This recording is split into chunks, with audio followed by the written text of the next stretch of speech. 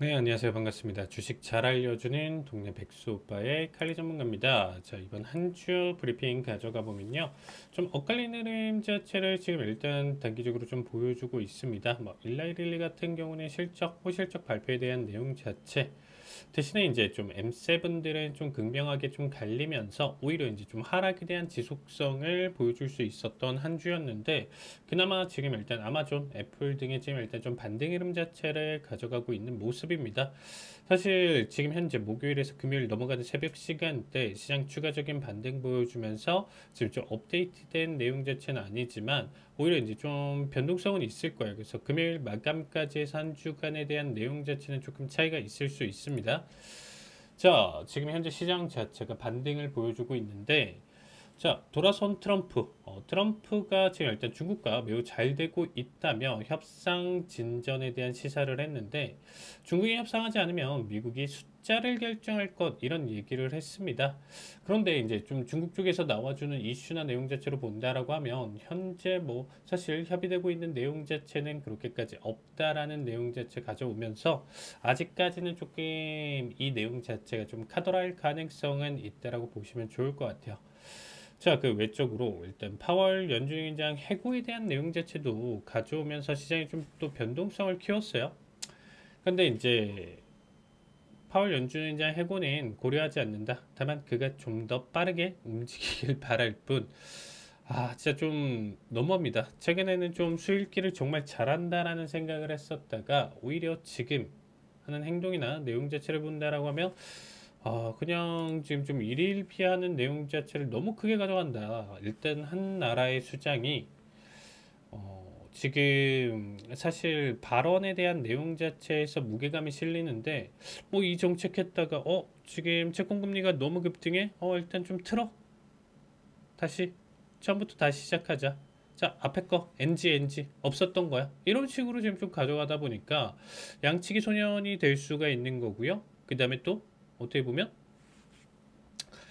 세계 투자자들 입장에서 트럼프를 좀 바라보고 미국을 바라본다라고 하면 미국에서 그렇게까지 좀 최대한 강력하게 가져갔었던 미국만의 프리미엄 브랜드 가치 자체가 굉장히 크게 훼손되는 결과를 낳는 거죠.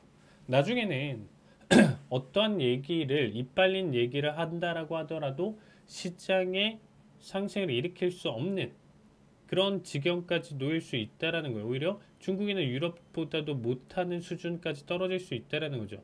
그게 굉장히 좀 위험하다. 지금 당장은 안 될 수 있고 제가 설명드렸었던 내용 자체 없이 다시 시장 다시 고점 랠리 달려가면서 상승도 보여줄 수 있다지만 지금 제가 경고하는 이 내용 자체가 굉장히 리스크가 큰 내용이다. 이 정도로 좀 받아주시면 될 것 같고요.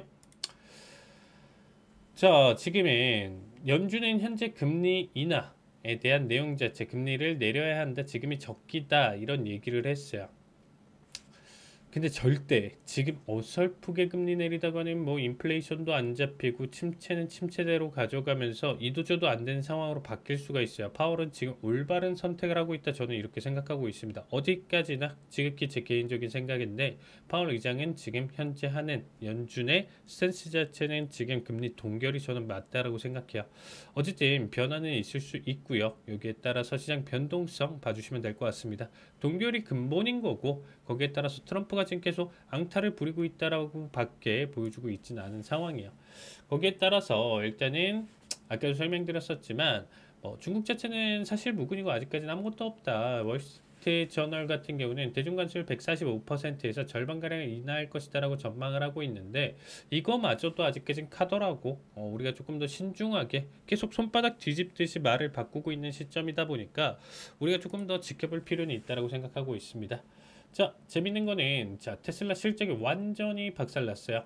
자, EPS 같은 경우는 예상치 대비 35% 하회를 보여줬고요. 1분기 매출 자체는 예상치 대비 9% 하회를 보여줬습니다. 자, 전기차 판매 부분 매출 자체 20%나 감소를 보여줬어요. 그럼에도 불구하고 테슬라 어마무시한 상승 흐름 자체를 보여줬습니다. 자, 가이던스마저도 2분기 실적 발표 때 재검토할 것이다라고 얘기를 했고요. 사실상 새로운 차량 생산 2025년 상반기 시작할 예정 정도까지만 나와주고 있고 아직 좀 명확하지 않은 상황이죠. 지속적으로 감소하는 이 시점에서 본다라고 하면 테슬라에 대한 지속적인 상승, 투자에 대한 관점 자체는 리스크가 너무 너무 크다라고 보시면 될 것 같아요. 어쨌든 상승에 대한 결과값은 도지 업무가 거의 마무리되어서 테슬라에 좀 더 집중할 것이다. 근데 이건 머스크가 온다라고 하더라도 지금 현재에 대한 판도는 바뀌긴 힘들 것 같습니다. 로보택시에 대한 어떻게 보면 확실한 성공 자체, 완벽한 자율, 완전한 자율주행 자체가 나와준다라고 하면 바뀌겠지만 단기적으로 좀 바라본다라고 하면 글쎄요, 몇 년간은 조금 테슬라 주가는 좀 힘들 가능성은 있다, 이렇게 좀 생각이 드는 자리값입니다.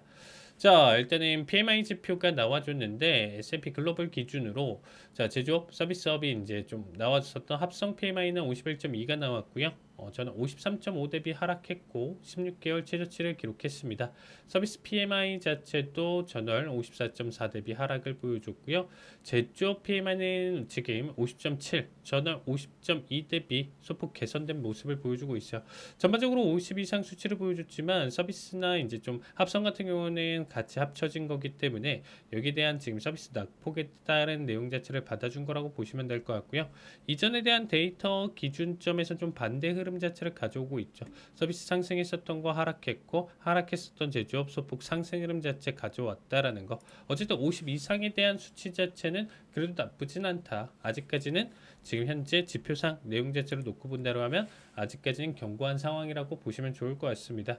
자, 그 결과 지금 현재 시장 자체가 아직까지 좀 또 버텨주면서 상승 탄력 내용 자체 다시금 또 이어주고 있는 시장 흐름입니다. 단발적인 낙폭은 또 보여주고 있지만 오늘 진짜 정말 강해요. 사실상 그쵸, 지금 일단 여기서 일단은 라이브 방송 통해서 진행을 했었는데 와, 이렇게 묻지만 원웨이 매수가 나올 수가 있느냐라고 생각 드는 장세가 만들어진 만큼 약간 개인적으로 좀 물음표 가져가는 장세 흐름입니다. 자, 어쨌든 지금의 상승 내용 자체 계속적으로 이어갈지는 조금 더 지켜볼 필요는 있다고 생각하고 있고요. 오히려 저는 시장 요 정도까지 지금 끌고 가는 이 매수세 내용 자체가 좀 마지노선이지 않을까라고 생각하면서 오히려 이전에 엑시트 못 하셨던 분들은 좀 단발적인 정리 봐주시고요. 하락에 대한 대비 관점 내용 자체로 다시금 설명드릴 테니까 히든 종목에 대한 내용 자체는 추후 다시 한 번 더 텔레그램 방에 공지 드릴 테니까 자, 텔레그램 방 많은 참여 부탁드리도록 하겠습니다. 자, 오늘 준비한 내용은 여기까지고요. 다음 주 이 시간에 다시 찾아뵙도록 하겠습니다. 수고하셨습니다. 감사합니다.